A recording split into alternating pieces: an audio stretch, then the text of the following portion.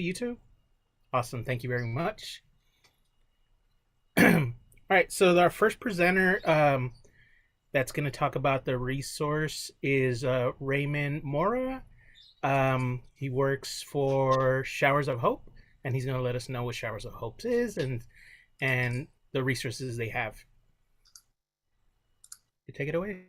Definitely. Thank you so much. I appreciate it. Am I able to share a presentation that I have? Yeah, because you just came in, we have to make you a co-host again. But let's make you a co-host really quick. Okay.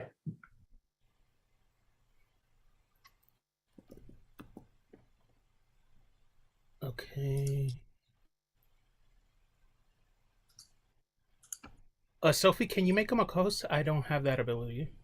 That'd be Santi. Santi, can you do that? Oops, yes, sorry. Do that right now.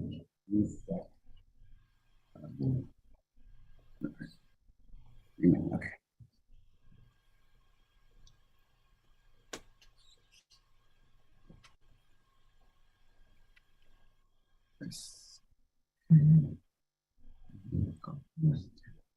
There you are. Awesome. Thank you.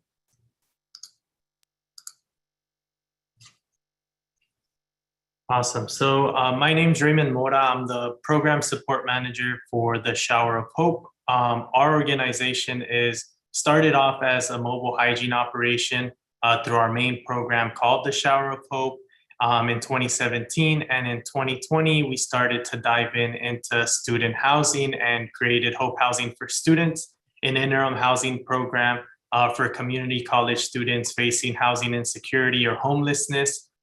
So I'll be able to share a little bit about our program, houses that we have available right now, and spaces for students in community college as well.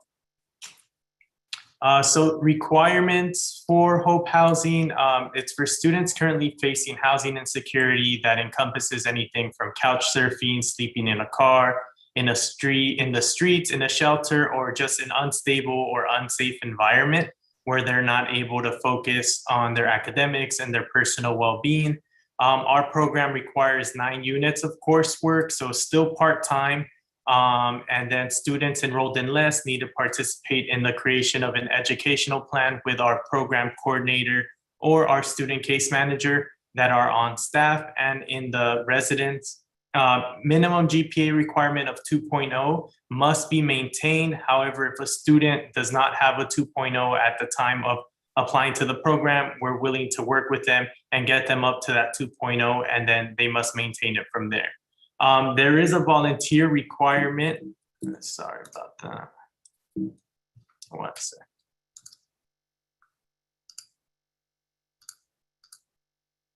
There is a volunteer requirement for students who aren't currently employed. However, we do push our students to find employment so they're able to save some money and help themselves pay bills or do what they'd like with that money. Our program is completely free. We don't charge rent. We don't charge for utilities. We provide all of that free of charge.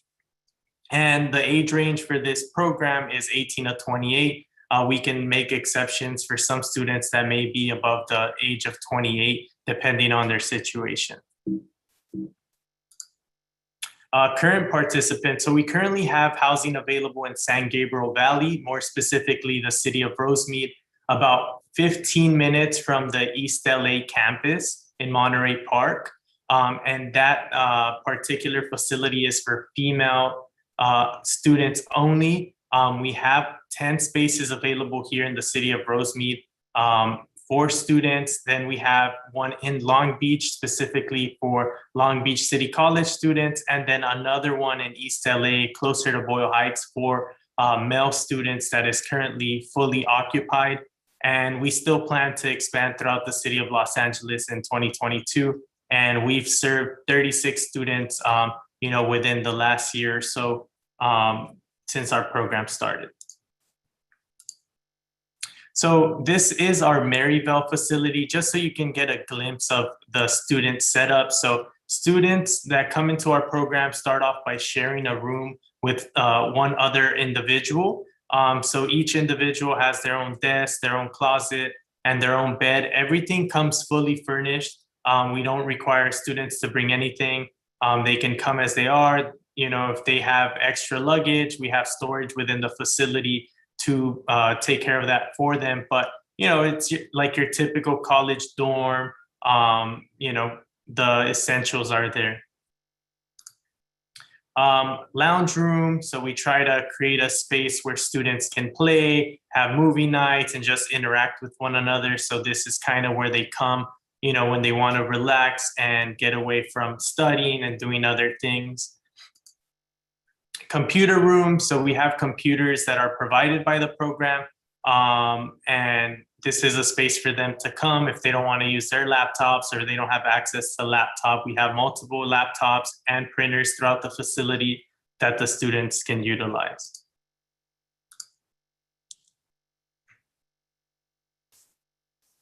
And then kitchen area, so communal kitchen area, students are responsible for maintaining the living quarters. So every student every week is assigned different chores that they have to carry out in order to maintain the space clean.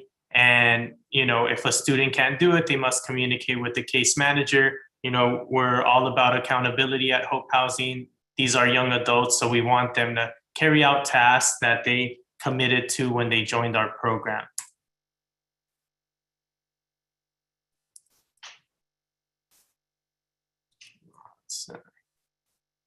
And then one thing about Hope Housing, we do provide groceries on a weekly basis. So students are provided with weekly groceries free of cost. And we try to do cooking workshops to promote healthy eating habits. So our goal is to teach each student how to cook for themselves, to reduce unnecessary spending, fast food consumption, and instill independence. Other amenities, we provide access to laundry facilities, outdoor recreational areas, and other activities such as gardening and sports that our students can partake in on the weekends and throughout the week. Skip through that. And then results, enrollment, and retention. Around 71% of all attempted academic units for students in Hope Housing have been passed. Program growth, participants throughout the 2 years that we've been active have been accepted into four-year universities, including Cal State Long Beach, Dominguez Hills, UCLA, UC Irvine, Cal State Northridge. And average program participant GPA is 2.7 over the first 3 semesters. So a majority of our students have been maintaining a GPA above 2.0. And we do provide tutoring free of charge to every single student, and also counseling and therapy to every single student through some of our partners at Learn2Be and Open Paths Counseling Center. So every student has access to those resources right away on day one of their stay here with Hope Housing. And Hope Housing initially starts every student with a 1-year stay. And depending on where they are in their academic career and in their lives, we can work on granting them extensions and seeing them stay here with us beyond 1 year. If you can see a little bit, it's a quick video.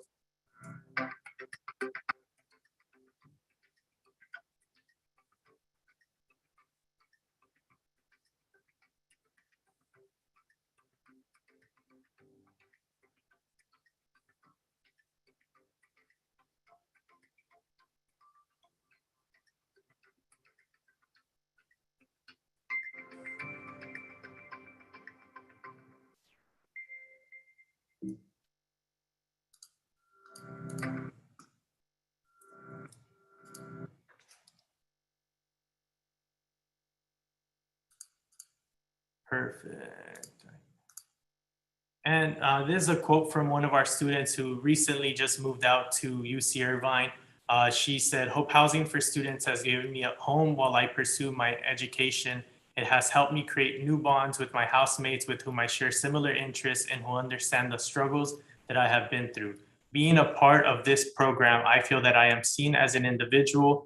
This program has given me the time and space to grow and to dream of a future that I didn't even know was possible." So at Hope Housing, we don't just aim to fill beds or, provide students with just a bed.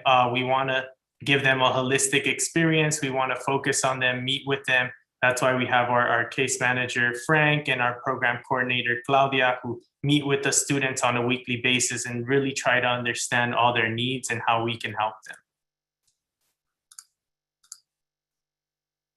And we're taking applications. Any student that would benefit from Hope Housing for Students, they can go to our website, hopehousingforstudents.org, and apply there. It takes them to the application.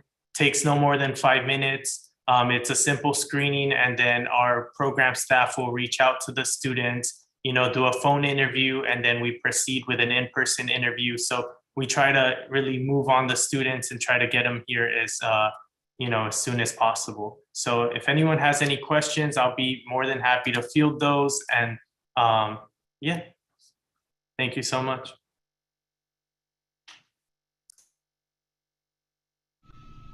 Thank you, Raymond. So what we're gonna do is we're gonna have everyone present, and then we'll have a Q&A at the end. Is that okay? Yeah, that's perfectly fine. Awesome. Thank you very much for presenting. So our next resource that we have for y'all is the Bruen Shelter. So we have 2 representatives from Bruen Shelter. I believe it's Coco and correct me if I'm wrong. Is it Ariane? Oh, Aaron?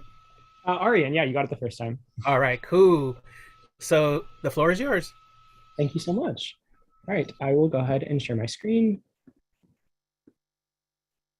All right, so hello, everyone. Thank you so much for inviting us into the space. We're really excited to be here to talk to you a bit about Bruen Shelter, which is our fantastic organization.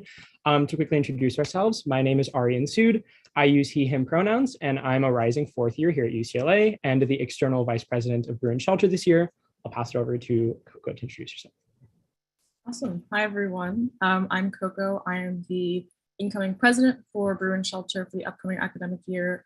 I'm going into my 4th year as well, and my pronouns are she, her, hers.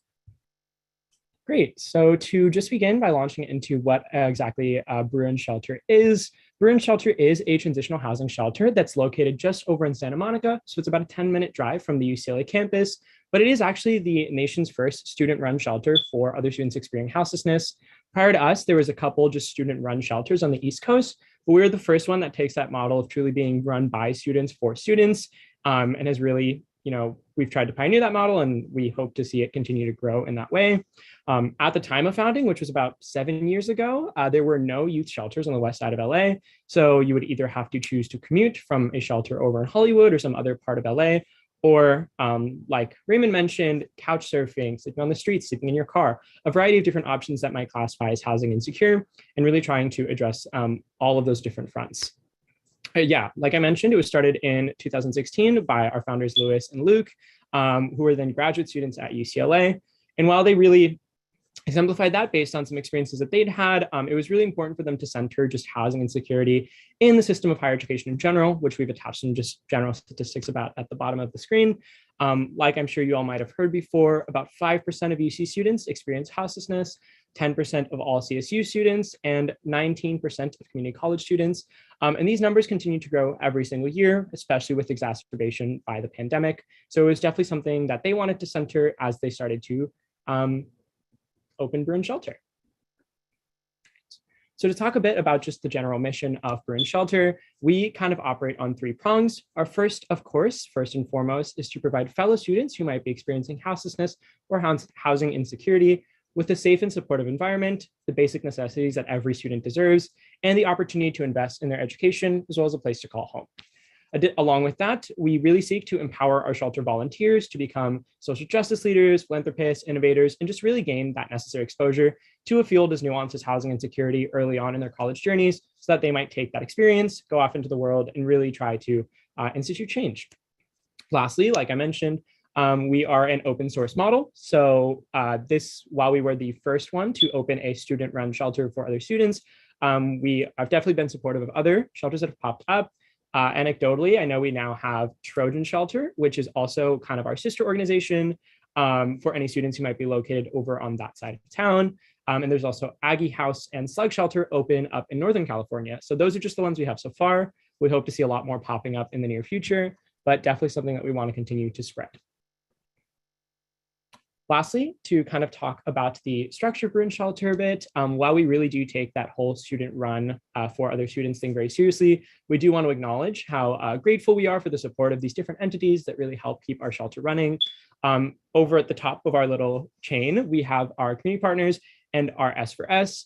This is a nonprofit that actually was founded out of Bruen Shelter to kind of help navigate and manage all of those different student shelters that popped up. So they now oversee all 4 of those shelters I mentioned, including us, Bruen Shelter, and our nearest sister organization, Trojan Shelter. Both of our shelters operate with the support of case management. Coco will talk a bit more about this. These are graduate students who actually help support us in a variety of different ways and make sure that our residents are well taken care of on all fronts. We then, of course, have our directors like Coco and I, who help manage our undergraduate volunteers and our staff, which could be any of you. And we'll talk a bit more about that. I'll pass it to Coco now. Alrighty, so in terms of what Bruen Shelter can do for you, we have a physical space that's open in the Santa Monica region. Our hours are mainly between 7 to 7 a.m. on weekdays and 7 p.m. to 8 a.m. on weekends. We offer dinner that the staff that are volunteering each night cook on the spot, and then they also can provide breakfast and lunches to go per the request of the folks that are residing at the shelter. In terms of amenities, there's beds and storage spaces, study lounges, showers, as well as a washer and dryer. And so all of the accessories that go along with those amenities are at the physical space. And so residents aren't required to bring anything to, utilize those amenities that we offer. In terms of larger events, we have community building events as well as workshops that we host for our residents as well as for our staff to build a community within Bruen Shelter as an organization. And as I will talk about in a second, we offer access to medical and social services for our residents. So our case management is how this is encompassed. And largely speaking, they offer longitudinal assistance and a stable point of contact for our residents. And in so doing, they can address social, medical, and financial needs of the residents and help form relationships to cultivate capacity building. And this can take the form of professional networking as well as personal networking. And finally, in doing all of this, the hope is to encourage and help students achieve their goals, whether they are personal or professional goals. And in the case that you would like a more flexible kind of schedule to work with our case management and you don't necessarily need the physical space, we offer a service called remote case management. This stemmed out of the COVID-19 pandemic when we weren't able to open a physical space because of the concern of spreading the virus and the lack of vaccination at the time. And so with all of those factors in mind and wanting to keep our residents as well as our staff members and various stakeholders safe, we created a remote case management program, and that now continues with an open shelter as well. And so if you don't need, again, the physical space, you can just sign up for a remote case management program. And similar to what we would offer if you were a resident, all remotely, we can provide services all listed on this slide right here. I won't belabor it and read it all out. But again, these are case managers that are individualized. And so you have access to a medical as well as social case manager that can assist you in various services and needs that you may have. Great, thank you so much, Coco. So so far we've talked a bit about what Bruen Shelter is, how it was founded, and also what Bruen Shelter can do for you. But now we kind of want to flip the narrative to be a bit more about what can you do, not for Bruen Shelter, but with Bruen Shelter. As a student-run shelter and organization, we do obviously want to center the experiences of other students at UCLA and beyond in the greater LA area. So as a student, you can always get involved with us in a couple different ways. Like we've mentioned, our shelter is primarily volunteer run. So that's primarily through our shelter staff. These are students who volunteer to run shelter shifts is what we call them, less than 5 nights a quarter. So pretty flexible. And in these nights, you get to go interact with residents, you cook the fresh dinner that Coco mentioned, and really just get to fraternize, share space, share meals, and really get to connect with residents in that way. You will also be welcome to join any of these socials and programs that we host as an organization if you're looking for that campus community in your time at UCLA. And for, most importantly, get educated yourself while working to empower your fellow students. Our shelter staff volunteers undergo a variety of trainings, just becoming more cognizant of different social services, different ways to navigate working in spaces like these, and just becoming better advocates on their own, but also in that way, still working to center the residents and the people that we serve every time you go into shift. Along with that, for both our shelter staff and our advocates, which is a brand new volunteer position that we actually just pioneered this past spring, these members are able to join committees, which I'll talk a bit more about the next slide, and just contribute to our general advocacy and outreach efforts, which is something that we really center as an organization as well.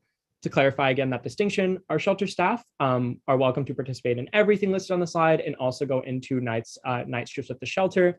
But if you're looking for a lower commitment, maybe you don't have the time to just be able to go do night shifts, but you're still interested in the mission of Bruen Shelter, you can join as an advocate and still be engaged with our broader work kind of as an organization without going into the shelter physically. To talk really quickly about those committees, Bruen Shelter has a number of different prongs, for lack of a better word, that kind of work on bettering ourselves as an organization, bettering our campus community, and just working at an institutional level. To kind of breeze through them, we have our policy committee, which kind of works on revising, reviewing, and making sure that our shelter policy, which kind of governs how all of our operations run, is constantly trauma-informed, considerate of all residents and all different perspectives that might be coming into our shelter. We also have our engagement committee, which primarily focuses on fostering camaraderie, both within our staff and also within our volunteers.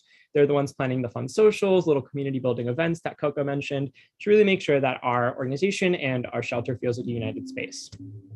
Our advocacy committee kind of focuses more on stepping outside of the just box or physical space that Bruen Shelter sometimes operates in, and really focusing more on broadening both the perspectives of our members and also the perspectives of the campus, learning about houselessness, learning about how it manifests, especially in higher education, being that it can be such an invisible issue at times, and just hosting events like awareness weeks on campus and partnering with different local organizations to make sure that Bruen Shelter is really getting its name out there and being able to support the community beyond just the residents that we literally serve. Lastly, we also have our podcast committee. During the pandemic, we started a podcast called One Roof, Many Stories, where we bring in guest speakers, have sit-down talks with them to really just engage with like their expertise and broaden, again, those perspectives. So if you're at all interested in like creative development, we always love to get out more episodes of that podcast. So just one of the many things that you could be involved in, even just by signing up to be an advocate.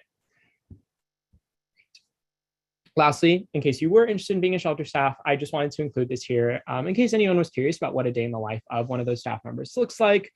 Typically, those shifts are about 12 hours, and I know that a 12-hour overnight shift might sound daunting, but you're really only up and active for about 3 of those hours, you know, cooking dinner, lounging with the residents, and doing your evening checkups.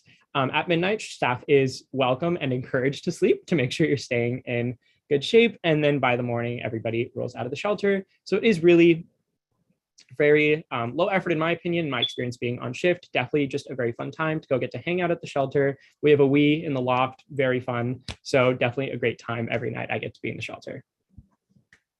That is most of the information we want to present to you today. We do just want to highlight this additional resources. I believe I saw that in the chat, Sophie was plugging some fantastic other resources in the Los Angeles area for a variety of different students and experiences. So we actually have done a bit of research ourselves, putting together some different spreadsheets and resources that you all can check out, even if Bruen Shelter isn't maybe the resource you're looking for right now. We encourage you to check out these different ones, see if there might be something that's better suited to you. So definitely want to plug that QR code.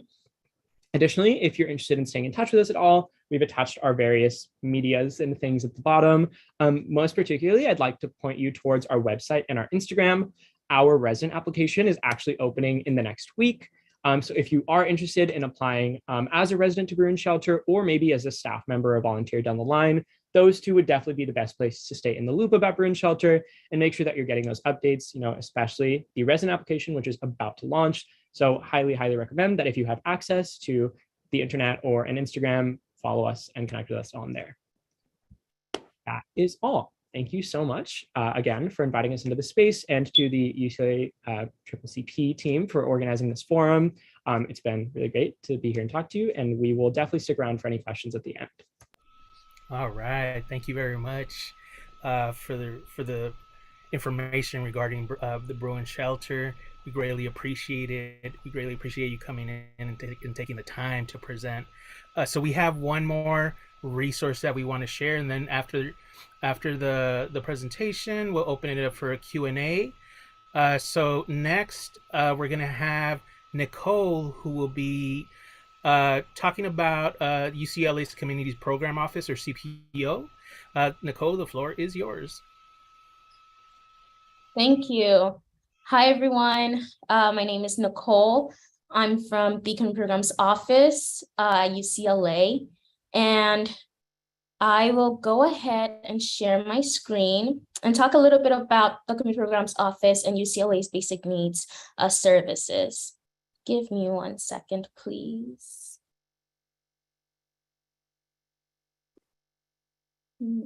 Slideshow. Okay.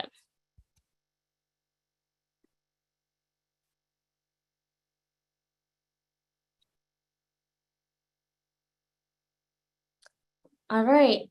So again, my name is Nicole Ngbese. I'm the Associate Basic Needs Manager at the Commuter Programs Office, which is located in the Student Activity Center at SAC, which is short of for what we call it.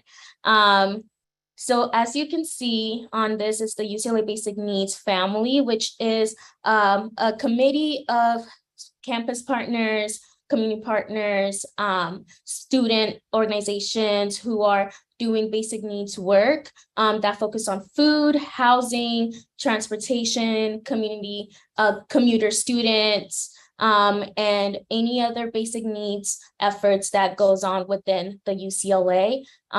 We typically meet twice a quarter to discuss any updates from every area, and also provide any opportunities for students to receive support in our respective areas.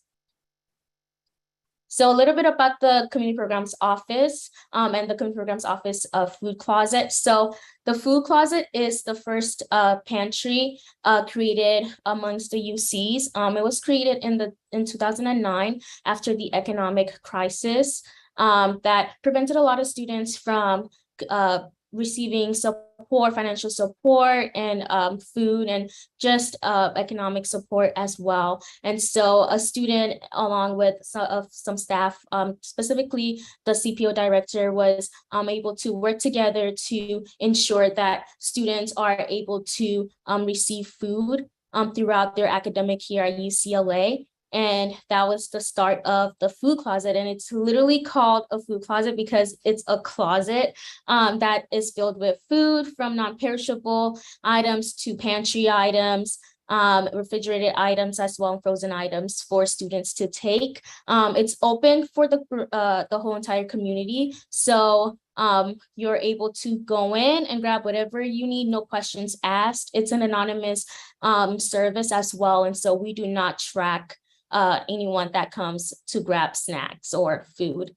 Through that initiative, we've kind of expanded to a lot of different programs that target our various populations on campus. So for instance, we've implemented the grocery bundle program, which offers weekly grocery packages to students throughout the quarters and academic year. And these grocery items are mainly for students who, don't have access to some support like CalFresh, which provides students some amount of money to grocery shop.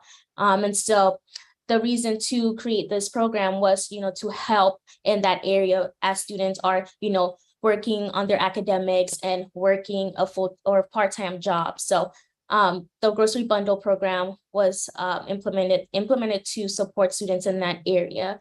Through the pandemic, we've also been able to start a grocery food card program, which basically provides students it's a relief program that provides students about $100 to $200 to shop at grocery stores.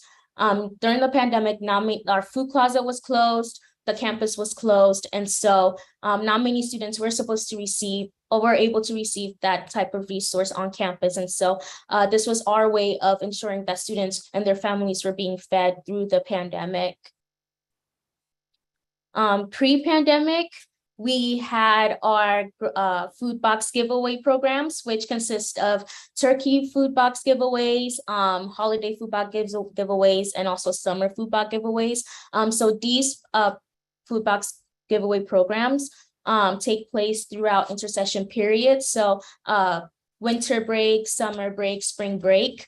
And initially they, were created to support students, provide students some amount of food through those intercession periods. However, through the pandemic's effect on staff as well, we've expanded to include staff, faculty, and retirees into that service. And these are like 50-pound boxes that contain food and protein and other sorts of food that's needed in a household. And during the pandemic, we did have to kind of change the ways that we provided this service by making sure that we're complying with COVID safety guidelines and also supporting students in that aspect through having a drive-through food box giveaway drive. And so in these pictures, you could see just how the work was done and also the type of support we had. This was a very challenging time for our staff. We were very low staffed and not many students were around, right, to work. And so we relied heavily on our community and volunteers to come and support us in building the boxes and putting the items in and handing them out to students and their families. Here's another picture of the layout of the event. During the summer, we decided to expand the way that we supported students, not just from the food closet, but also, meet targeted populations such as our students with dependents in the university apartments. And so we collaborated with UCLA's kitchen staff and also 580 Cafe to create meals, hot and ready meals for families and individuals as well to cater to that population. Of course, it was open to the whole student community as well. So these were just, first come, first serve. You apply and you get a meal. And as you can see here, we had our meals at the UAS, which is the University Apartment South and University Apartment North. Just to meet those targeted populations. And you can see in the picture, there's some a whole chicken that we were able to give to our students and their families. As part of our basic needs programming, we also work with the CalFresh initiative at UCLA to support students in applying to CalFresh benefits, which is a federally funded program that provides about $250 per month for folks to purchase groceries. And the CalFresh initiative at UCLA is a student-run initiative. So students are the ones who, are knowledgeable on CalFresh and able to support students by hosting office hours, tabling events, and going into the community and supporting students in that way. And so we have office hours on Mondays and Thursdays from 10 a.m. to 2 p.m. on Mondays, and then 1 p.m. to 5 p.m. on Thursdays. And so if you are interested in understanding whether you're eligible to receive CalFresh and also just need help with submitting your application for CalFresh benefits, definitely feel free to go to office hours through the Calendly link over here. And also just email us at calfresh@cpo.ucla.edu for any questions as well.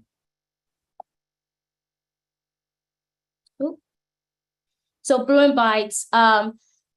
Broombites is a program that was created to target students who were on campus that just needed something quick to go during events. It is our way of reducing our food recovery efforts. So a lot of departments, student organizations, community partners, vendors will have extra food after their event. And so with that, all that extra food that they have left over will be notified to students who sign up or register to be in the Broombites programming, where they would get a notification to go to whichever location that had extra food left over. We also provide the Commuter Van Service that at CPO that provides students rides from campus to their destination. And this is their destination up until 45-mile radius off campus and also within the campus. So if you just needed a ride to your dorms, you would participate in study hall, which allows you to work on your items, your homework items or academic material before leaving. And it's open from 8 p.m. to 12 a.m. And so these are programs that help support commuter students who just don't have that means of transportation to go from point A to point B. In addition to that, our campus has the Bruen Hub Center, which is located in the John Wooden Center on the second level. That provides more of a commuter support environment where students are able to go and study and book the pods that you see here, where you're able to have some alone time and also book it to spend the night if you like. So all of that information will be shared in a link towards the end of the presentation, so you could have more information into accessing where to book your appointments. And if there are any questions in the chat, I'll be touching base on them towards the end of the presentation.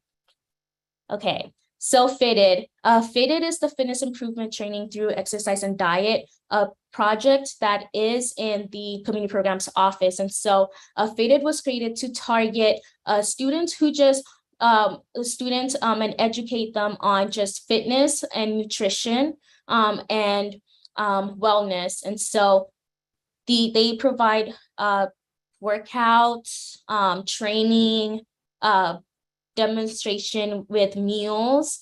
And so these are mainly just to educate students on what a healthy and balanced diet looks like and what a healthy and balanced nutrition diet looks like as well.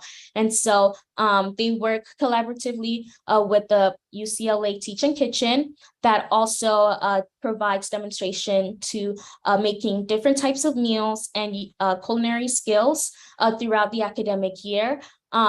Before the pandemic, they used to operate within SAC on Tuesdays to provide free meals to students. However, because of just the remoteness of the pandemic, that a lot of places had to change up the way that they operated. And so within the pandemic, they provided all of those services virtually. And it was only until recently, spring quarter, where they were able to resume operating in person. And so definitely feel free to stop by the SAC to learn more about FITTED and also try any of their meals that they make. Okay, with that, we also have our cumulative basic needs resource guide, which consists of resources that touch on food, housing, financial support, and just other types of support services for students to utilize. And so this was a collaboration between our basic needs committee to provide any information that students would need to contact whoever they need to contact in regards to an issue that they're facing. And so this basic needs guide is located on our basic needs website, UCLA basic needs website, and the link will also be provided as well. Okay, so with that, because we're able to come back in person, at least for starting spring quarter and also for the summer and academic year, we decided to bring up a new program that brought the food closet to students at the different locations that they're located. And so, for instance, we created satellite carts, which have plenty of snacks and meals that are ready-to-eat meals that are on the carts that are stationed at different locations around campus. And so students wouldn't have to go all the way to the food closet to, receive some food. However, if they did need more tangible meals, such as noodles or rice or refrigerated or perishable items, they would have to go to the food closet to get those items. And so the different locations that these food carts are currently located at are the AAP, the LGBTQ CRC, Bruen Hub, and the Transfer Student Center. And so within the academic year, we're looking into expanding and, meeting students where they're at. And that is all for my presentation. I do have some contact information here for you all, but definitely feel free to reach out to me personally if you're facing any emergency food crisis that you need support in, as well as housing support. We're able to direct you to the campus partners that can directly service you. And I'll go ahead and put my contact information in the chat after the presentation. All right. Thank you all. That's it. Awesome. Thank you very much, Nicole. So what we're going to do right now is we're going to open it up for Q&A. So if you have any questions regarding, CPO in the food closet or Hope housing for students or the Bruen Shelter, this is your opportunity to ask any questions that you may have. You can put it in the chat. You can private message us, or you can use the raise hand function, and we'll call upon you, and then you can ask your question. Do we have any questions?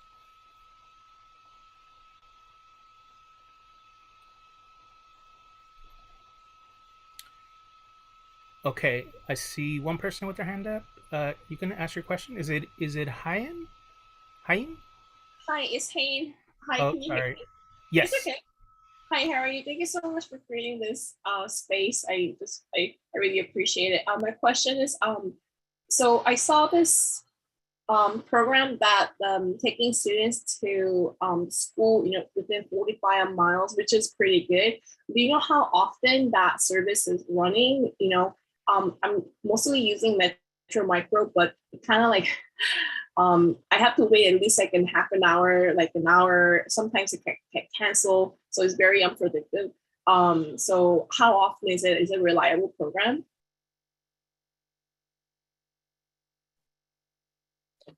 I think you're referring to the commuters program, Commuter Van Service program.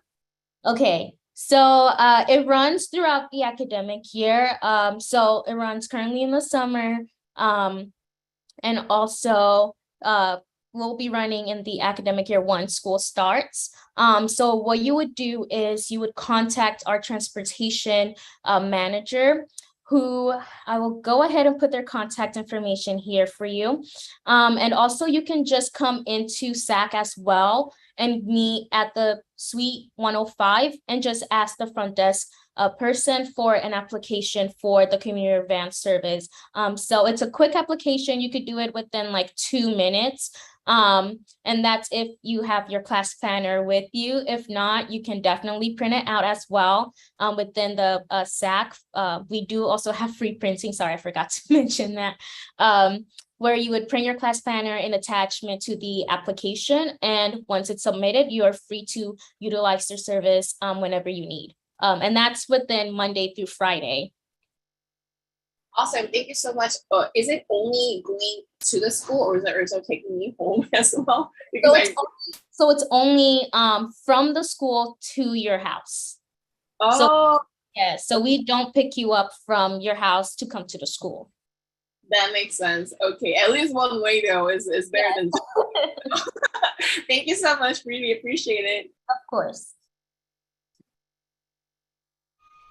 Awesome. Do we have any other questions? I see. Let me see. Do we have something?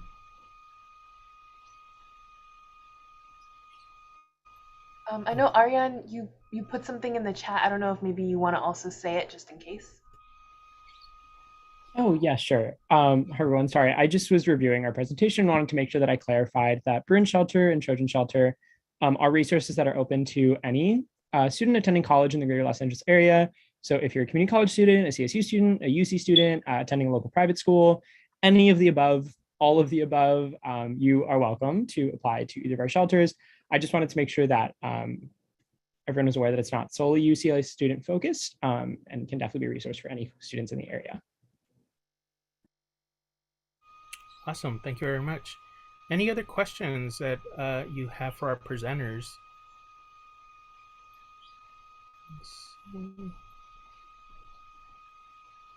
Okay, so we have a question, and maybe this question can be for all the folks that shared. Are there any age restrictions?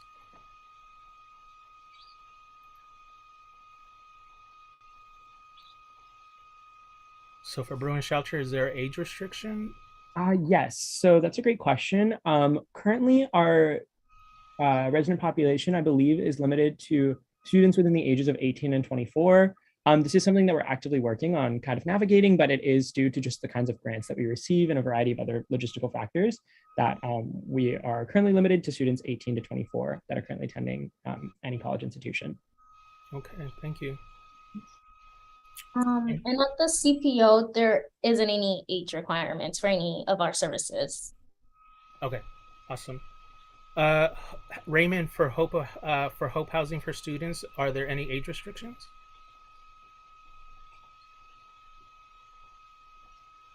I'm not sure if he's still on the call.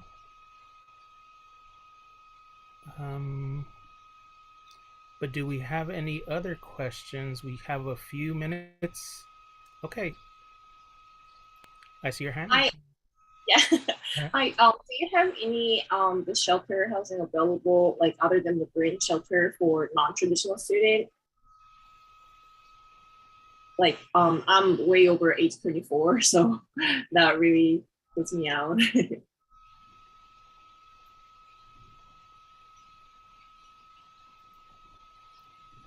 Yeah, that's a fantastic question.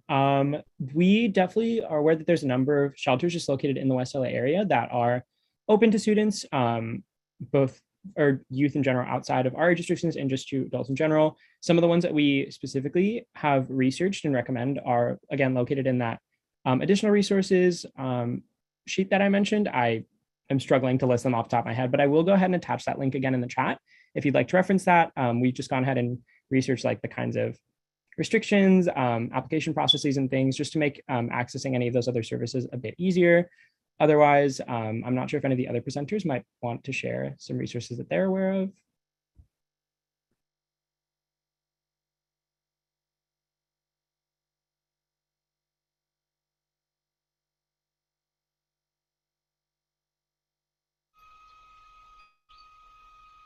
So we do have a question in the chat.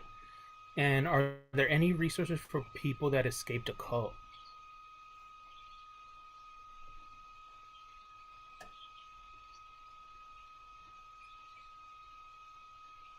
If any of our presenters may have information. If not, then we can look into it and we can get back to you. If we can find some resources, we'll provide it. Oh, here's a question from Zhang. Is the food credit EBT, they go to LACCD, so Los Angeles Community College District?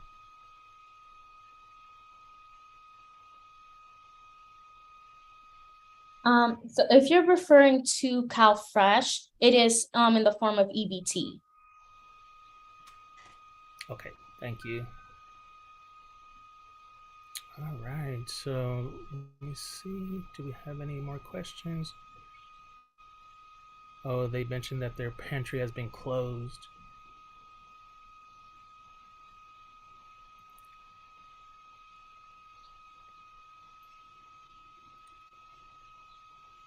Hey, Salem. I hope I'm getting this right. What area are you in currently?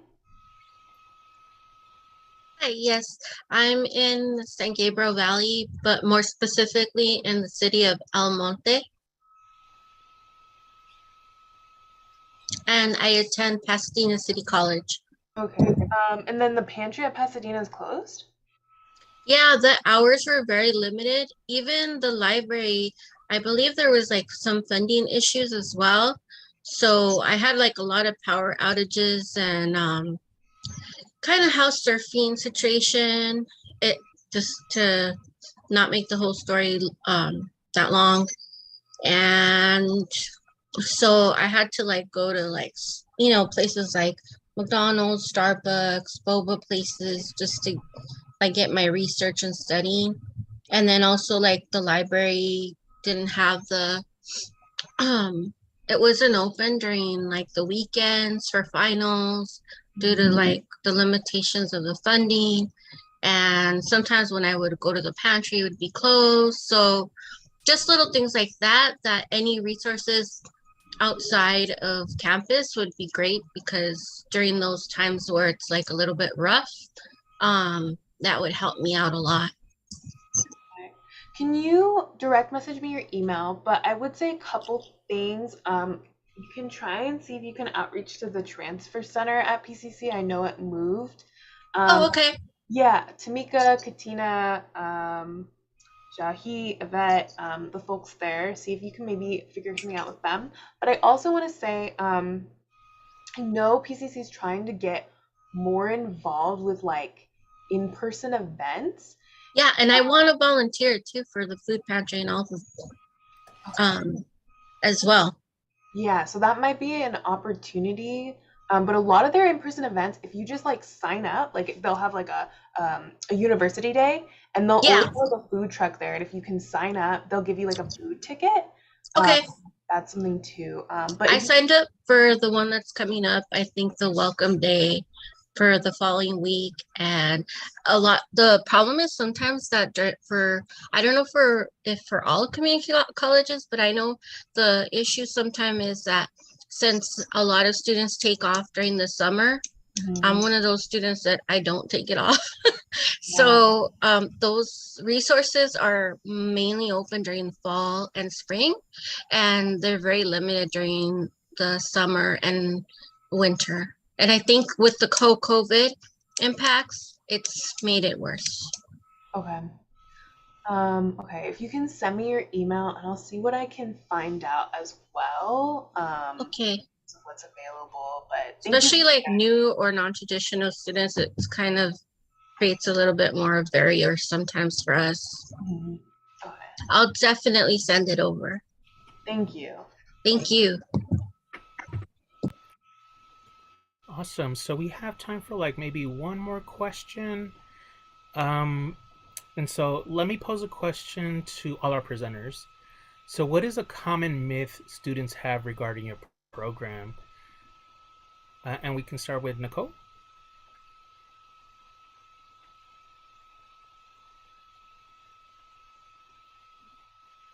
Can everyone hear me? Yes. Well, so there's a lot of myths regarding a lot of the services that we provide. In particular, we do provide majority of food services. And so, for instance, there's a lot of stigma and negative stigma behind utilizing those types of services, such as food, right? A lot of students believe that, it may be embarrassing to go to, go to the food closet, for example, to get food. Some students don't want to be seen as well, especially because some of them, may come from minoritized backgrounds where, sometimes their families go through that trauma of going to, to get some EBT and, be ridiculed at the office. And so there's just that negative stigma that a lot of students face. And so part of the creation of the food closet, was to accommodate that stigma, but also encourage students to, not take it as something embarrassing to do. It's not embarrassing to need help or to ask for help, right? And so that's part of some of our fight against food insecurity on our campus, right, is changing what that stigma looks like and also addressing some of those negative myths and stigmas behind utilizing food services, housing services, commuter services, and such. Awesome, thank you. Same question for Bruen Shelter. What is a common myth students have regarding your program? That's a great question. I would say that like overwhelmingly, the most common myth that I've encountered is kind of the one that I touched on earlier, specifically pertaining to just our service population. I think overwhelmingly when people hear Bruen Shelter, they just automatically assume that it's primarily UCLA student focused, but that's really something that we're hoping to dispel and make sure that we're like actively communicating about, that it is definitely oriented to be a resource for any student on the West Coast. I think since I already talked about that one, another one that we kind of hear a lot is that just because or just that students who might find themselves in situations where they need support from organizations like Bruen Shelter, like especially from, you know, people on campus who might not be educated on issues, like, oh, like, what about the institution's resources, or why don't financial aid, like, aren't all of these things already in place to help them out?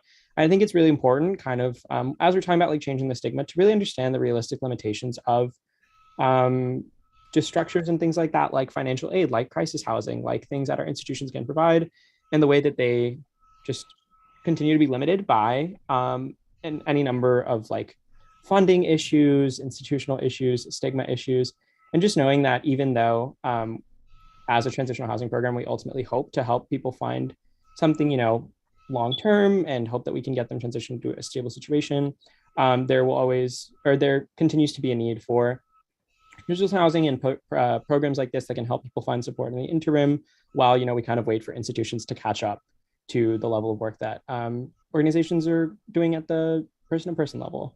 So I think that would be one thing. Awesome, thank you. And I'm not sure if Raymond is still on the call with us, but if he is, you know, it would be the same question. So common myth, you know, students may have about your program. If he's not in the call, we do have one last question in the chat. And let me see. And so this question is from Zhang. Is there more food credit if you already have EBT? So does anybody know if you already have EBT, and is it possible to get more food credit? I could answer that. So for EBT, it is possible to get an increase in the amount of funds you get for your current EBT, but that's dependent on, again, your application and touching base with your case worker, and also the your respective DPSS office. So there's a lot of factors that go into determining whether you get like $250 or $600 or $20 for EBT. And that's also like in particular, like your income, whether you're a student or not, and other factors. So I highly suggest reaching out to your caseworker to see if there's a possibility in increasing the amount of benefits you get for EBT. Awesome. Thank you very much.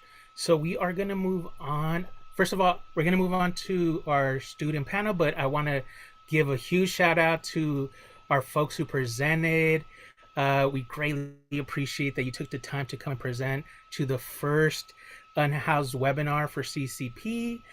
We greatly appreciate it. So let's show our presenters some love. Let's show them some hearts, some claps, some flowers. You know, it's all about building community, and we reached out and they replied, and this is the way it works. Building community and sharing the resources, and we really appreciate it. Yes, thank you so much. I sent you some hearts, some claps, and some flowers in that order. So thank you. Thank you for being here and just showing all these many resources. We really, really appreciate it. Thank you so much. And then Jung Lee, yes, we can follow up with an email with those resources as well as like resources in the pre-show slides. So thank you all. And I do, we are going to transition to our student panel. I do also want to say, y'all had some questions there that may also apply to the student panel that you might be able to put forward as well. So I'm going to hand it off to our moderator, Anthony Stanis. He's going to introduce himself a little bit more, but I do believe, Anthony, did you participate in a co-op at UCLA? Yeah, I did have the awesome opportunity to participate in a housing cooperative while at my time at UCLA. So that was awesome. Yay. Okay, so another amazing resource, definitely like pick his ear regarding that. But I'm going to hand it off to you, Anthony, to introduce yourself. Hello, good afternoon, everyone. So I'm Anthony Stanis, he, him, and I went to Glendale Community College and I am majoring in global studies, minoring in digital humanities and music industry. And currently I am trying to find a music industry internship, and I'm working on a global studies senior thesis. Yeah, I could, and also if you have any questions about like life hacks or the co-op, I believe my email is like listed on the CCCP website. You could like hit me up. Yes, and I could pass it on to anyone on the panel. Matthew Bodo. Is my mic working all right? Yep. Can you hear me? Okay, cool. My name is Matthew Bodo. I go by my last name, just Bodo. My pronouns are he, him, his. I transferred from Foothill College, which is in the South Bay area. I just graduated this spring from UCLA with my bachelor's in linguistics and psychology. And right now I'm in the process of interviewing stuff for jobs and actually getting job offers, which is like, I don't know, it's really crazy, man. I've never seen what an offer letter looks like or things like that. So this is a really exciting time for me.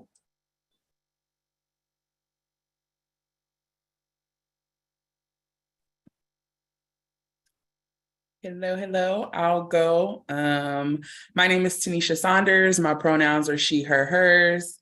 I went to Los Angeles Pierce College and my major was child development.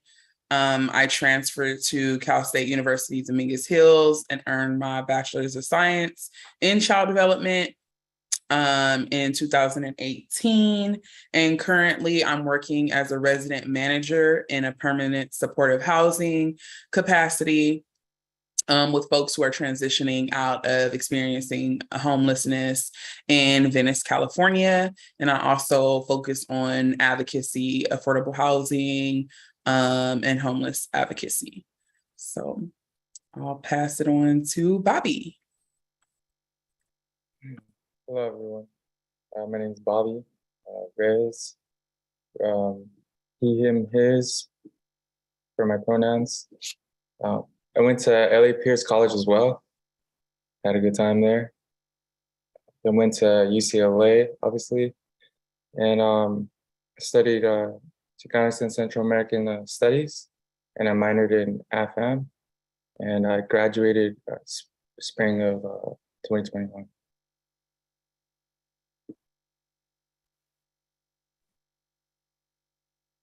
Awesome. So it's great to have you all here. So I'll be moderating today. And the first question that I would want to ask is, what are some resources you utilized at your community college and at the four-year university you attended?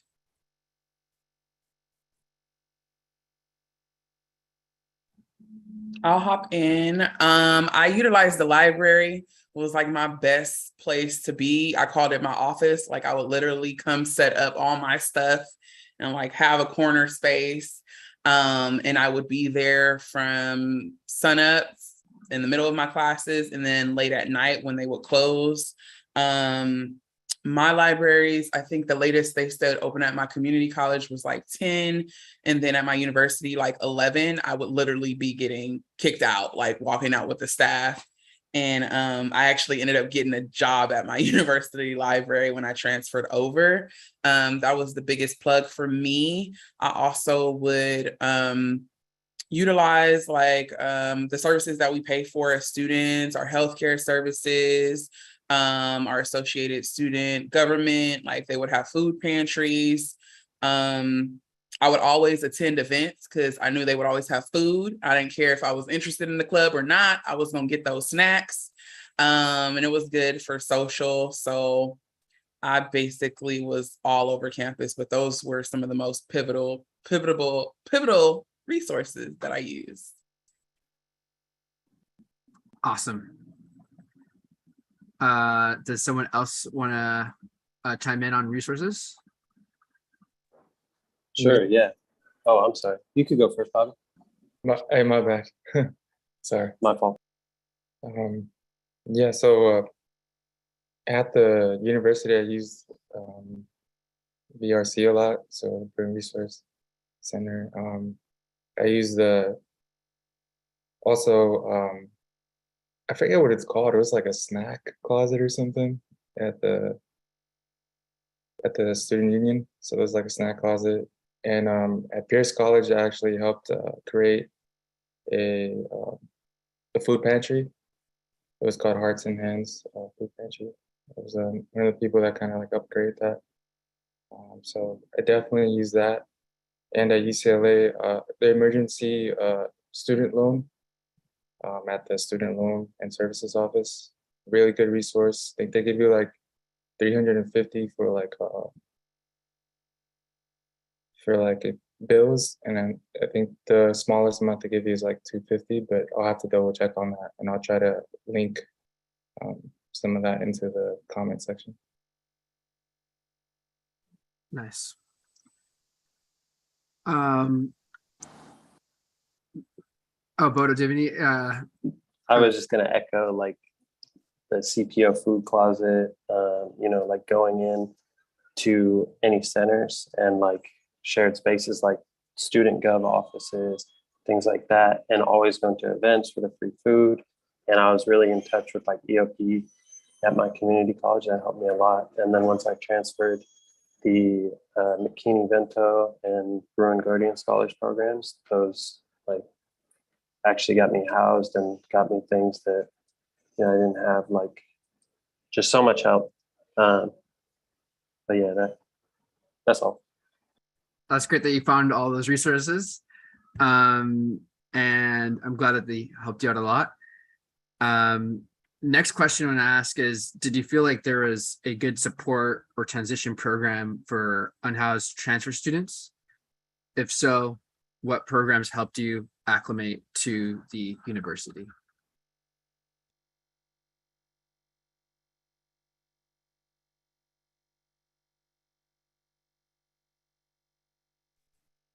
I don't believe so. Is this specifically for unhoused? You said unhoused transfers? Yeah, like was there a good support or transition program? Like is McKinney Bento one of those, or I don't know, like what if there was any?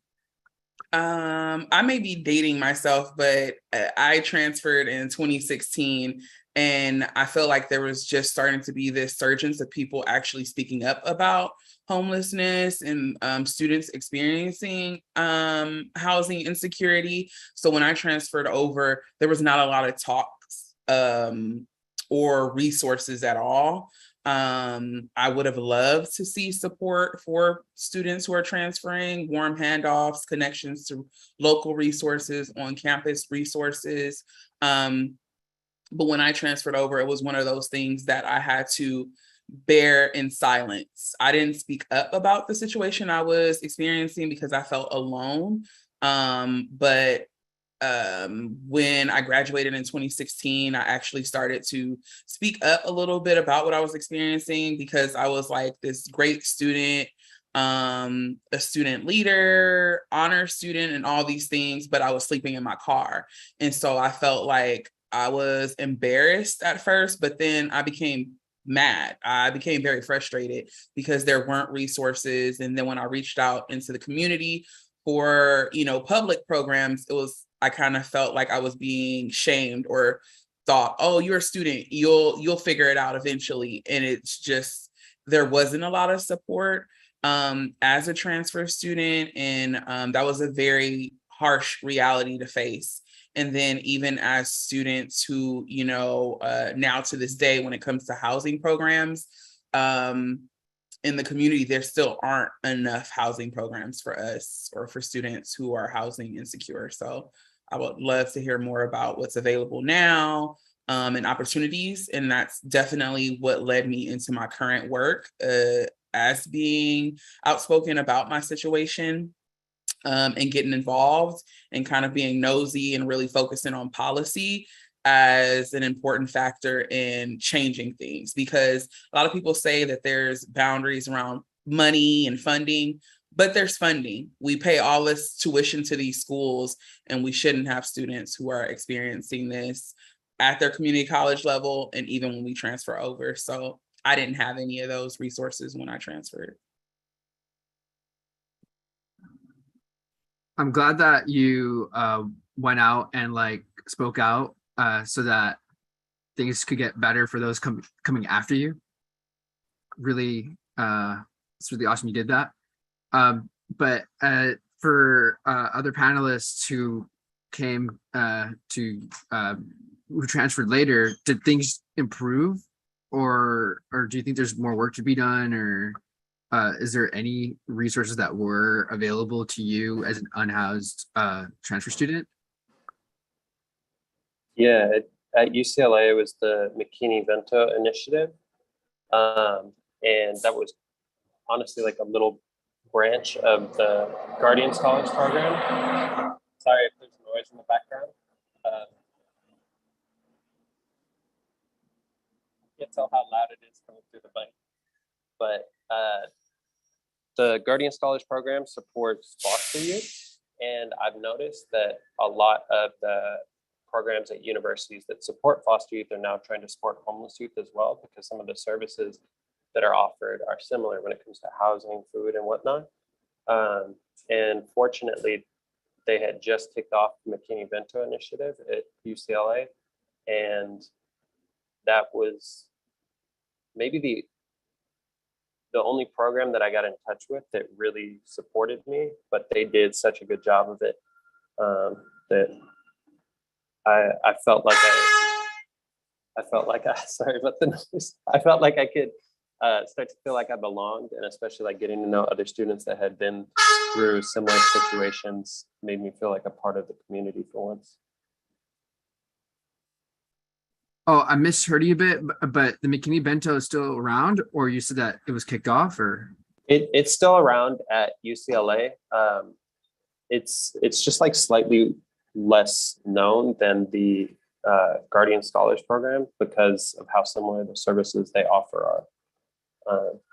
Yeah. Okay. Great. Some noise where I'm at as well, but following question I wanted to ask all of you is, what are some ways you could have been better supported at your community college and at the 4-year university you attended? I think it was mentioned a little bit before, but yeah, what would have supported you more?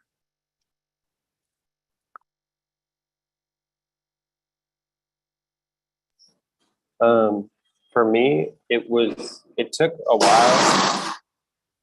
It took a while at my community college to learn about the resources that they had, and even though they weren't specifically for unhoused students, they were still helpful, like things through EOP, like learning about the food closet and everything. But I really feel like it could have been improved a lot if the college was better connected with like outside resources, for example, because there were sometimes I couldn't go to the food closet.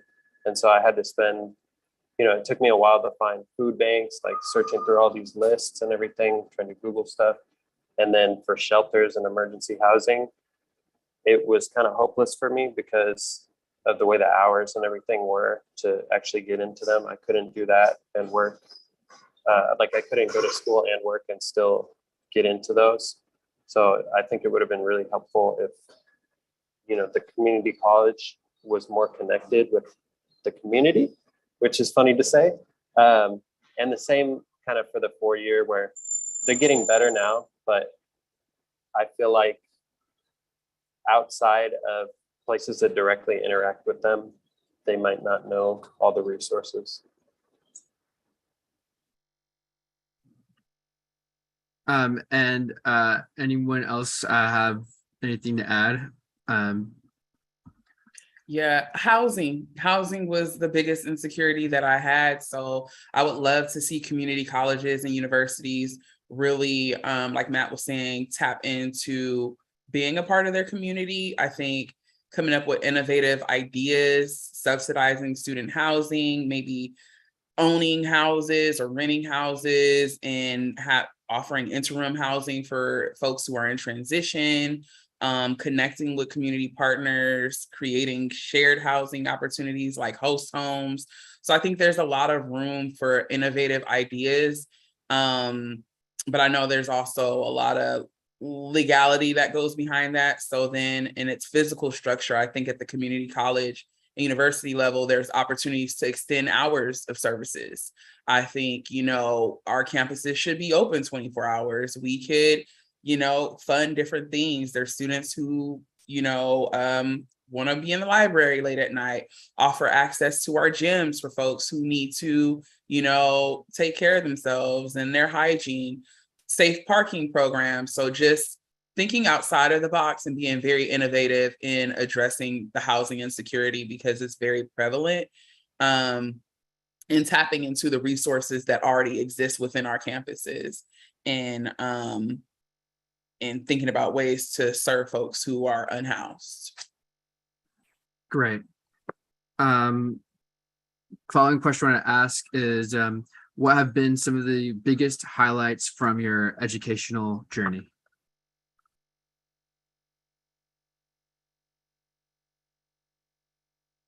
I guess, can I go? Yeah. So I kind of quickly want to answer is everything, sorry. You can go to the previous question too, if you want to add to it as well. Yeah, I was going to add just a little bit. I think the way that they could have supported me, at least, my, I guess, housing insecurity, most of it stemmed during community college. And I feel I needed housing, definitely, like people mentioned. I was sleeping in the car with my brother at the time. Food, maybe that could be maybe it would be difficult, but having a food closet or somewhere where you could, reach some food at all hours. I mean, that's kind of hard to do, and then even transportation, because I would have to walk more than 5 miles after I lost my car, and had to sell that car for $500 because I couldn't pay registration, I couldn't pay gas. So it's a lot of things that community colleges and universities could do.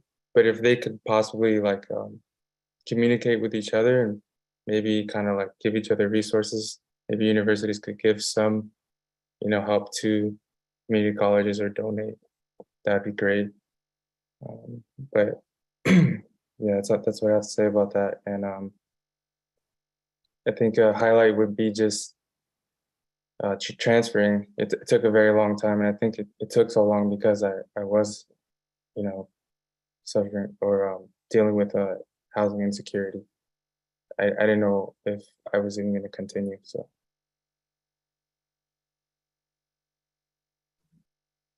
Yeah, your story definitely demonstrates resilience and lots of challenges that you came across, but you got to UCLA and you're still at UCLA. And also, yeah, those are great ideas. Does anyone else want to mention any highlights from their educational journey? I could, yeah. But I wanted to start and say, Bobby, I feel you. I also remember when I lost my car and just everything kind of hit the fan. Fortunately, it was just a little bit before I transferred here. And so transferring was the highlight because I got to be in dorms, that was like so much space for me and so exciting and everything else. And the McKinney Bento program actually, they gave us like some gifts when we moved in, of like pillows, blankets, like some UCLA shirts, hoodies, hats, like toothpaste, toothbrushes, all this stuff that a lot of it I had kind of lost when I lost my car because I didn't have, I came here with like a backpack and a little duffel bag and that was it. So to start to feel like I wouldn't stand out, sleeping in the same clothes and, using jeans as a pillow, that was the highlight. Like I started to feel like a student at the school I was transferring to. I would say that a highlight for me is pushing through. Some of my intersecting identities are that I am a former foster youth. I'm a Black woman. I was experiencing homelessness. I am a non-traditional reverse transfer. So I was able to go to school, straight into university after I graduated from high school, but I wasn't prepared. I didn't have community. And it took me many, many years to get back into school. And so despite facing all these challenges and being unhoused and, many other variants of adversity, being able to push through and at the end of the day say that I obtained my college degree. And not only that, I used my personal story to speak out in many different ways. And so throughout my college journey, from community college to the university, I've gotten an opportunity to speak up and not just advocate for myself, but advocate for students who are coming behind me, students who are experiencing this right now, even though I graduated in 2018. I'm still very much so advocating for folks and speaking up and sharing my story continuously about student debt and the things that we continue to face. Because the reality is that it's easy to get into homelessness. It's easy to fall into homelessness once you graduated. And it's super hard to get out of. So this is a struggle that many people are going through. And I think the biggest thing is having a support system. As a student, I'm very fortunate to be outspoken and be nosy and always try and be involved. And I think having a community on campus, different clubs that I was a part of, helped me not only be resilient, but be strong in the face of this adversity that I was facing, and build a great network. And so I would say for anyone who is experiencing housing insecurity or homelessness, just remember that your campus and your schools are a community. There's a built-in community. Whether your situation could be fixed right away or not, just reach out. Definitely, I know it's hard to advocate and share such a sensitive topic or share what you're going through, but I think folks need to know that this is real. One of the things that is another highlight for me, I'm going back to the other question, or maybe we're still on it, was I had folks who encouraged me to speak out and take part in surveys, and I was that the school was doing, and I, before would lie and not say that I was experiencing homelessness, but I started to speak out, get involved in research, and became part of the Cal State University's Basic Needs Initiative, where I advocated for students throughout the entire CSU system. And, just sharing your story, even though it may not change in the moment, it does wonders, because we have to, let people know that this is something that we're experiencing and it's not okay. And, we're going to be resilient, but there are many things that these schools can do in the interim to support students. So finding my voice and speaking up, and like being in social media, being featured in different media was just super awesome, because I never would have saw that for myself in my journey. awesome story. And it's really inspirational how you are all, despite the challenges you're going through, you guys are actively speaking out. And due to that, policies changing, unfortunately slowly, but at least policies changing. Before I open it up for Q&A, any last words about or any advice or words of support that you would give to a student that is currently going through homelessness? I mean, houselessness. Like Tanisha said, like the power, like you have power in your story and everything that's been happening. And if you're able to speak out, sometimes it really does help. So what, like when I figured out how to express it and say everything that was going on, not only did I figure out how to say it, but I typed it out, wrote it down, sort of thing. And whenever I needed to ask for support from a program, like, or from financial aid or whoever, like I had it, and it wasn't something that I had to keep writing or keep thinking about. It was just like, put it there and get it done and get that support ASAP. And that actually helped me a lot.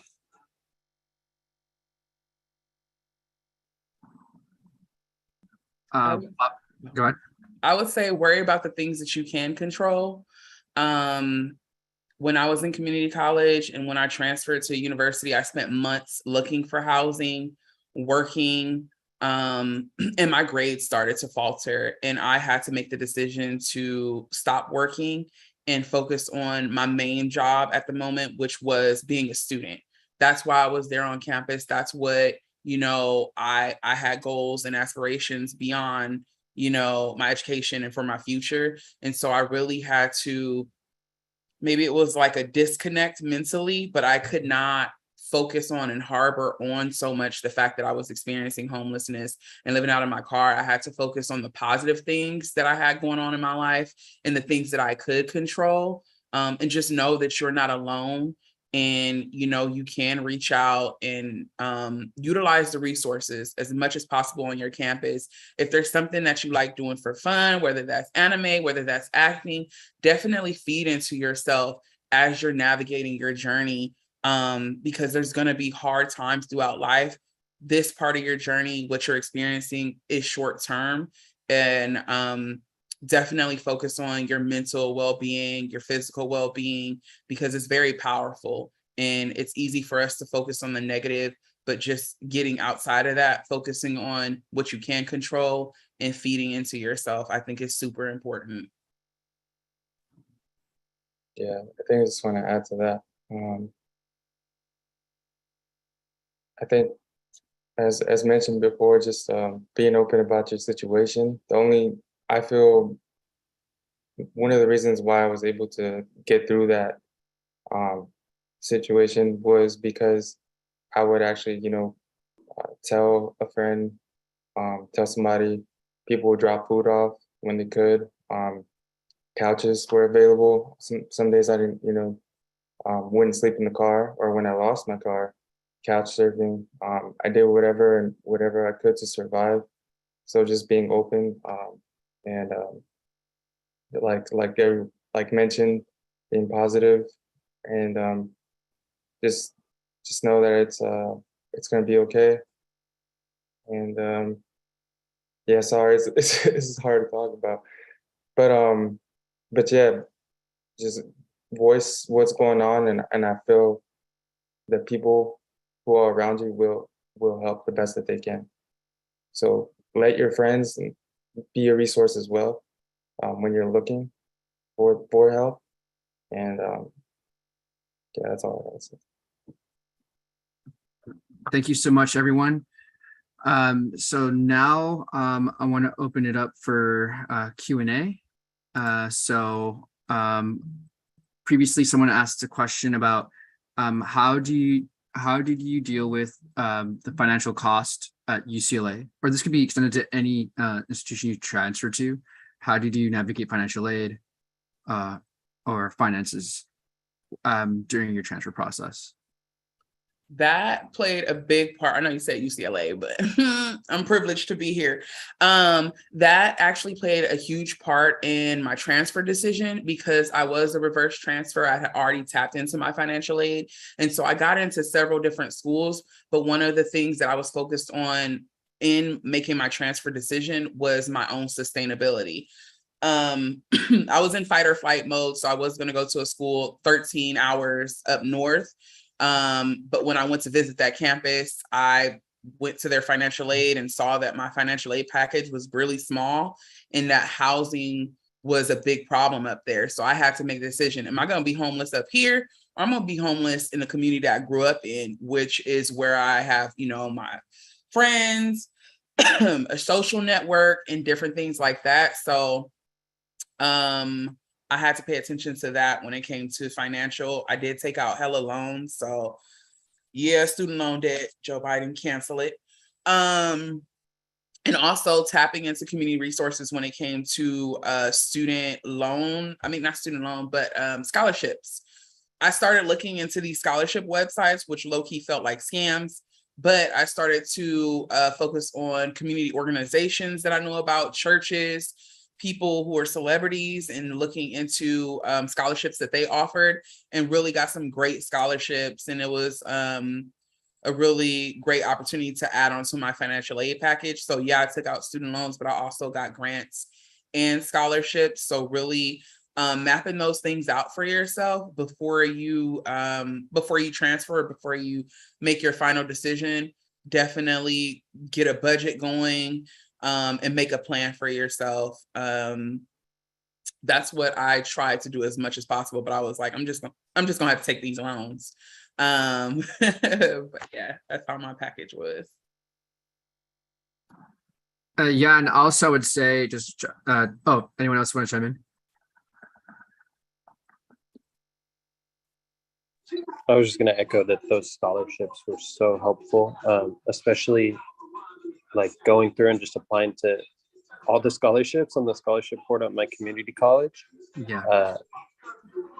I cannot express like how happy it made me to get some of those and how much they helped. Extremely helpful. And also UCLA and wherever you transfer to, UCLA has a scholarship resource center, and they were extremely helpful with my time at UCLA. But also, if wherever you transfer to does not have a scholarship resource center, going to the writing center and asking for help and on editing with your scholarship essays is extremely helpful. And also like use net price calculators. Like all universities that give out financial aid are obligated to have a net price calculator, and you basically plug in your household income and it gives you an estimate of like what that school will give you. And it tends to be pretty accurate, and not all schools like meet full need, but through that process, you'll find out which schools fulfill more need. And it's not correlated with prestige. Like sometimes a more prestigious school will give you more aid. So yeah, anyone else have questions? Sophie? Yeah, so we kind of had a question before the panel in regard to the summers at y'all's community colleges and having access to, like, let's say food and certain resources, even though the summers are not as attended by students, and so resources aren't as readily available. So what did you all do for those summers in terms of access for food, shelter, basic needs, things like that? Fortunately for me, like the EOP and Guardian Scholars programs were open during the summers, so I try to keep in touch with them. But yeah, it was harder to get resources from the school, so I would try and do community resources like food banks in the area that weren't necessarily like part of the school.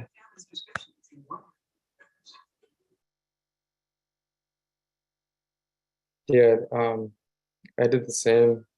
Asked food banks, churches. I went to a lot of churches. They offer once in a while some food. Other than that, I would also even ask the they had like a kitchen at school, and I would ask if they had leftovers. Just being open, transparent about that. And I kind of told myself I had no choice. I had to go to summer school. I wanted the financial aid so I can kind of survive for a little bit and, try to like ration that out. But EOP did help out as well. And with snacks, but other than that, that's what I did.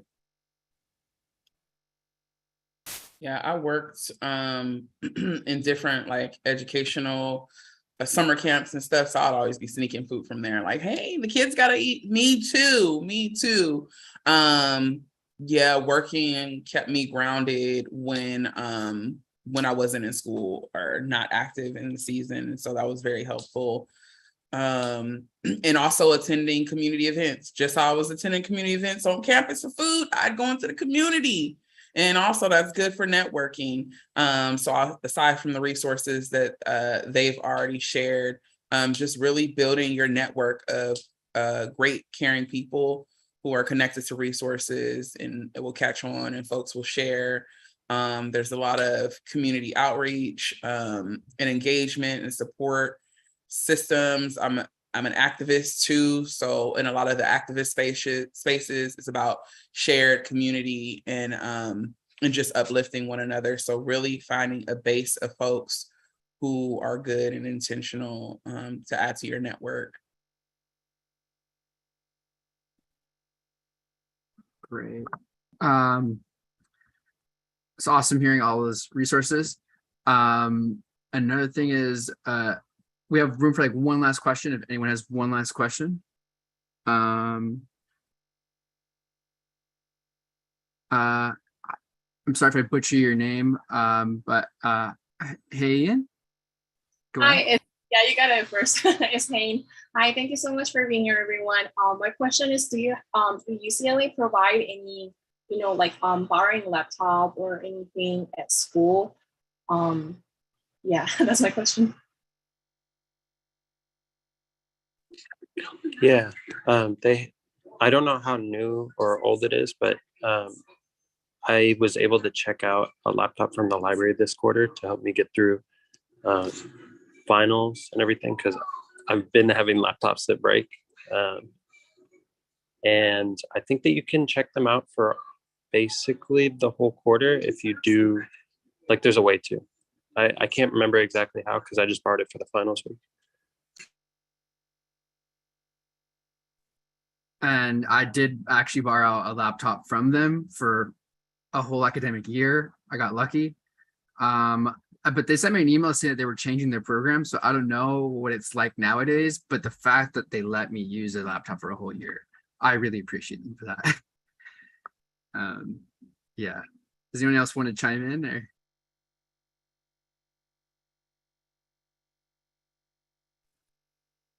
Great.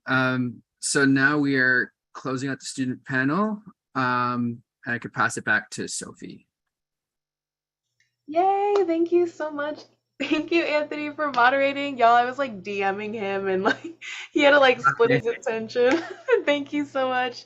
You were like just driving you wild. You're like this girl. So thank you so much.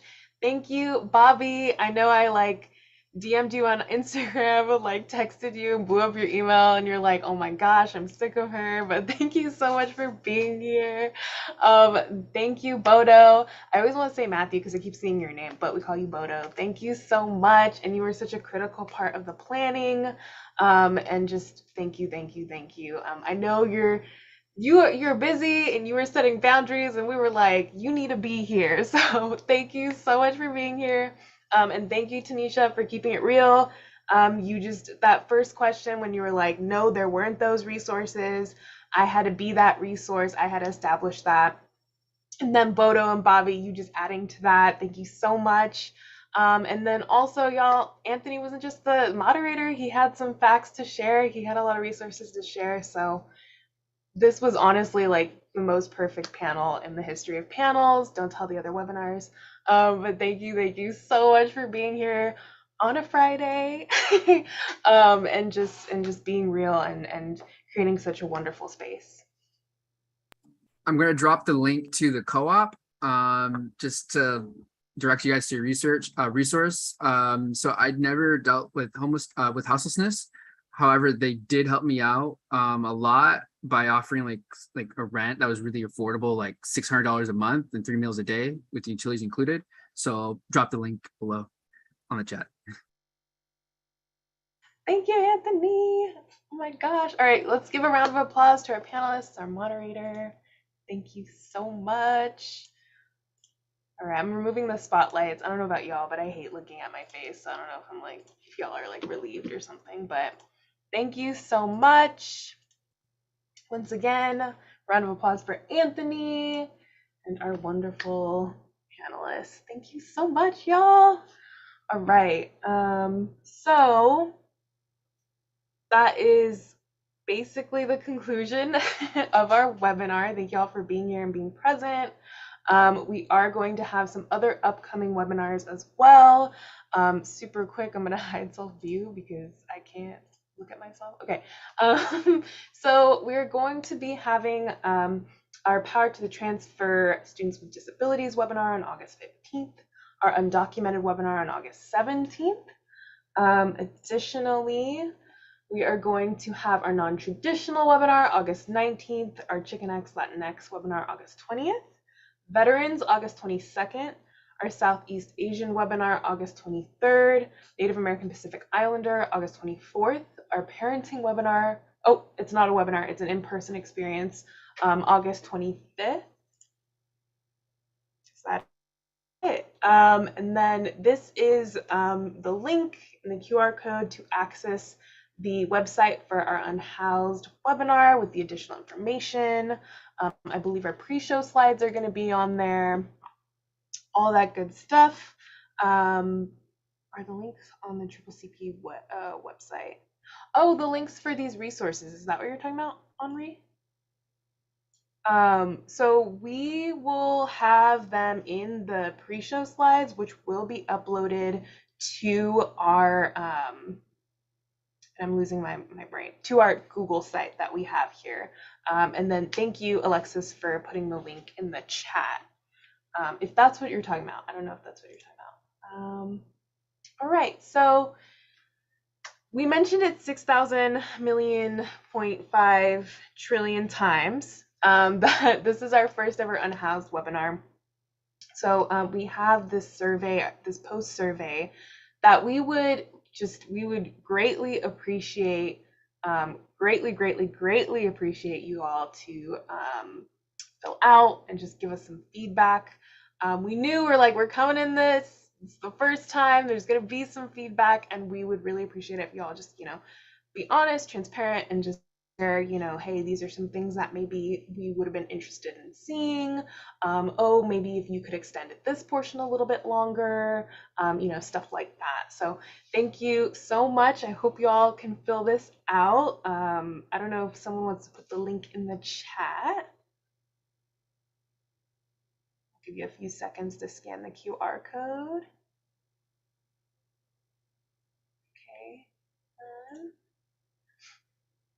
Okay, so we're going to be transitioning into our raffles. This is the second prize, or I guess it would be the fourth prize because we had the Kahoot. So I'm going to go to our wheel of names super quick. Sorry, y'all. Y'all like this girl taking their time. Okay. All right. So hopefully we have you all on here. It's like really concerned. Does everyone see their name? We good? Okay.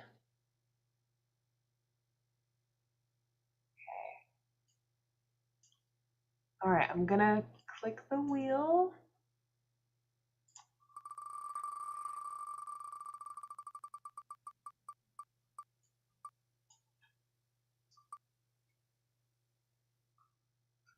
All right. Oh, Timothy, you won our didn't you win our Kahoot?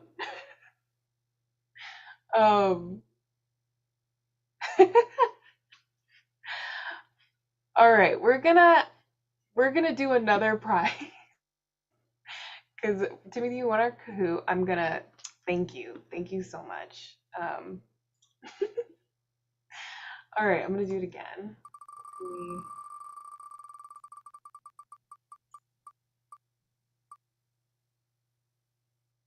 All right. Anvi, thank you for being here the whole time. I see your name. Awesome. And thank you, Timothy, for letting us re-roll. And then Frank, did we decide what the prize was gonna be? I think it's gonna be a surprise. It's gonna be a surprise. I think it was gonna be a gift card. Yeah. Yes. Okay. It's gonna be a gift card. I believe a Visa gift card.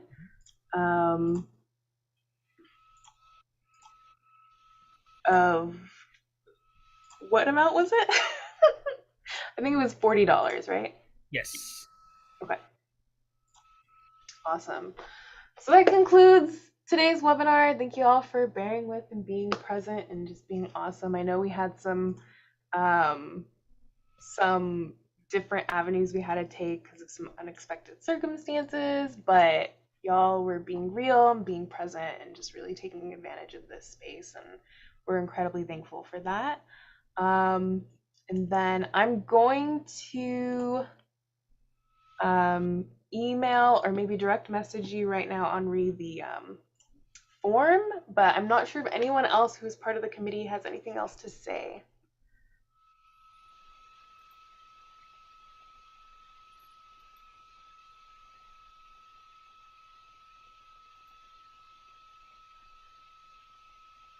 Yes. So thank y'all for joining us for our first ever, Unhoused Transfer Experience webinar. We greatly appreciated that you were here and that y'all had like really good questions for our panelists and for, our presenters. Like Sophie mentioned, we did have, it's a Zoom life and folks have emergencies and we have to adapt and we have to roll with the punches. So, we had to do what we had to do. We were about to do a webinar of breaks, breaks and activities, but we made it, y'all. We greatly appreciate it. If you haven't filled out, the CCP Scholars application, if you're not a scholar yet, please do so. We're still accepting applications.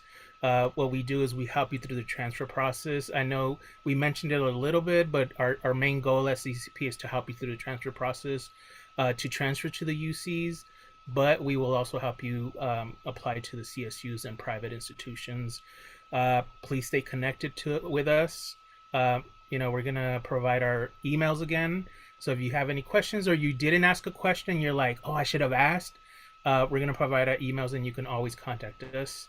And we can set one-on-one, a Zoom call if that's what you want.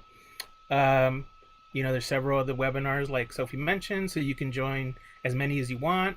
If you were like, okay, I just wanted to do this one, then you did the toughest part, because part of the requirement of being a CCP scholar is that you have to attend one webinar, and you've already done that. So if you haven't filled out the CCP application, it's super quick. And the other thing you have to do is create a UCTAP account, and that's it. And then you'll be a scholar for the academic year. So we greatly appreciate you being here and building community. I'm gonna pass it on to anybody else from our from our committee who may have any last comments or any last comments. I can go. I just want to say thank you all for being here. It was great being in community with you all. And I hope you guys took a lot from this. And thank you. Awesome. I just want to thank everyone as well and say, if you would like to become a CCP scholar, it's a great way to stay in touch with us so we can continue to provide support for you. And thank you again for attending.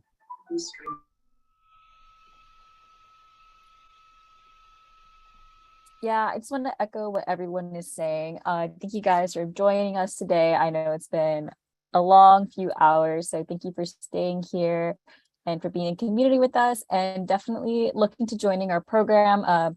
Even if you're not able to join, just remember that all of us are still here for you. So feel free to reach out. All of our information and our contact information, or at least most of our information, should be listed on the CCCP website. There's drop-in hours, there's emails, phone numbers, a bunch of information that you can find. So definitely check that out. Yay, thank you so much, y'all. I put my email in the chat. I'm not sure if anyone else wants to put their email in the chat. Alexis, Brianna, Anthony, Bodo, please feel free to put your email in the chat just to be an additional resource.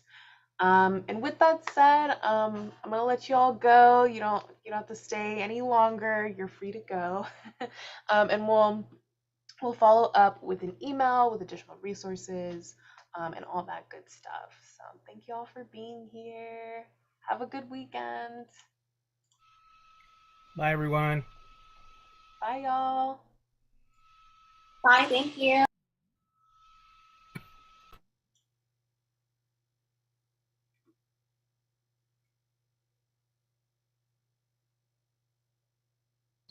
Bye, everyone. Thank you. Bye. Bye. Bye, Salem. Thank you. Thank you, Matt. Don't forget to keep in touch. I will. Thank you again. Okay.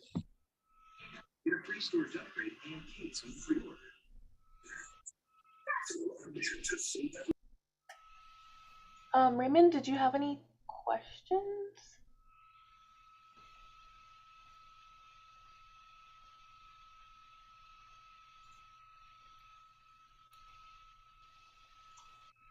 Okay. All right, team. That was great. There was a lot of improv we had to do in that beginning portion, and y'all were amazing. Frank and I were like probably low-key having heart attacks in the background, but y'all were great. You kept it real. Thank you for letting us. Sophie, can you stop the stream? Oh,